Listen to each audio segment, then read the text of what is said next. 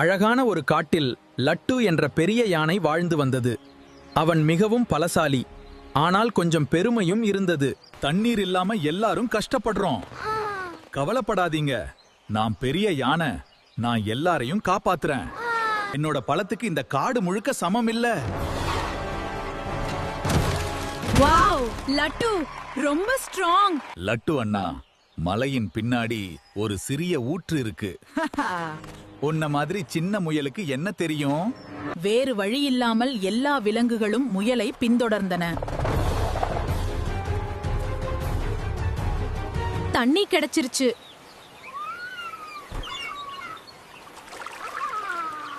இது உண்மையாவே இருந்துச்சே.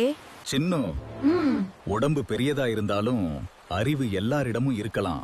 ஒன்றா சேர்ந்தா எந்த பிரச்சனையையும் தீக்கலாம் அண்ணா. அந்த நாளிலிருந்து லட்டு எல்லோருடைய கருத்தையும் மதிக்கத் தொடங்கினான்.